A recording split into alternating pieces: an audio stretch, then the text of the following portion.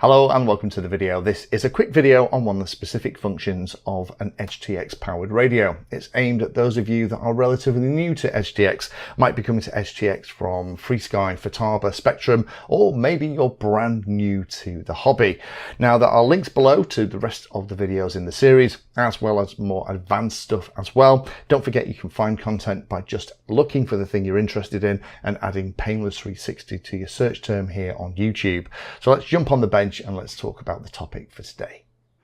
So this time we're going to talk about how you can mix channels together. Now I would strongly recommend, if you haven't already, I'd watch the series from beginning to end, because we're going to use a couple of the concepts that have already been covered in the series, as well as cover a couple of new ones.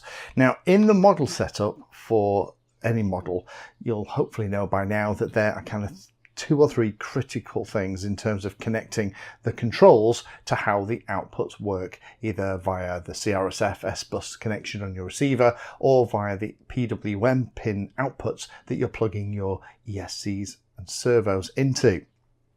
Now we've talked about the fact that inputs is the way that you connect the physical switches into the logical controls in the radio, and then you can do things with those logical controls, and the mixer is where lots and lots of excitement happen. And we've talked about the fact about how you can do things like you can change the amount controls work and other things as well. So this time what we're going to do is look at how you can combine bits and pieces together. So you can have a channel that is actually comprised of 2 controls. Now, if you are flying something like a wing with iNav, where the mixing is actually done on the flight controller, you never ever do any mixing on the radio. However, there are instances where you absolutely want to do that. Maybe things like elevons, where the elevator and the aileron are basically performed by the same control surface. You might want things like flaperons. You might have something like a V-tail, where the rudder and the elevator are on the same servos as well. So you need to connect those things together. Now in a default setup like this, you have aileron, elevator, throttle and rudder. All of the channels are on their own individual controls. So you can see all of those moving.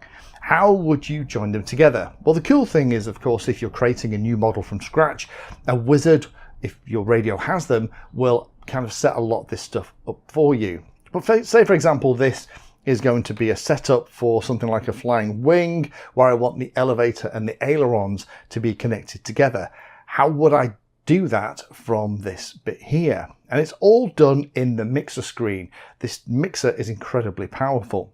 So first of all, I would edit the aileron, because we don't want 50% movement. We're actually going to want 50%, because the way it works is we want both controls together to add up to 100%. So we're going to come out of that. So there's 50% of aileron. We're going to do the same with elevator, because we're going to pretend we're setting up elevons here, but the principle is the same for V-tail, whatever it is.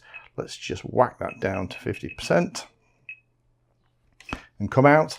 So now those 2 controls move a lot less. So you can see now they only go to 50%, whereas before they went all the way. They now don't. That's what we need. So go back into model, back into mixer. What we're going to do is we're going to press and hold elevator, and this time we're going to say copy. Now we're going to click on aileron and we're going to say paste after. So the elevator and the aileron are now both on one channel. So the next thing to do then is to copy aileron onto the second channel. So we'll highlight aileron, we'll say copy, click on elevator, and again say paste before. So now we have 2 controls that are both aileron and elevator at the same time, and the mixer is combining those 2 together. So what does that look like? Well, it means that aileron and elevator are both on this stick and they're both running the same way. However, what about a setup like this? Well, the way it works is the elevator is almost certainly going to want to move in the same direction, yet aileron is probably going to want to work one side be reversed. So how would you do that? Well, for something like this, I would go into model, into mixer, whichever of the controls is moving the wrong way in aileron, I'd go into aileron, say edit, and this value here is 50%. I would make it minus 50%. And the cool thing is, if you want to just change the polarity of a control, you can just click on and say edit, click on the weight, and you can decide whether or not you want to just plus and minus it here as a shortcut. That's something that EdgeTX has added that's really good. In the old days, you had to press and hold the enter key and stuff. So what that means is aileron, elevator are both positive on one channel, aileron, elevator are together on channel 2. Aileron is now reversed like that. So that now means that when we come out and we look at the controls, elevator moves the same way in both directions, which is great. However, aileron is backwards, which is what you're going to need for something like an aileron on something like a flying wing.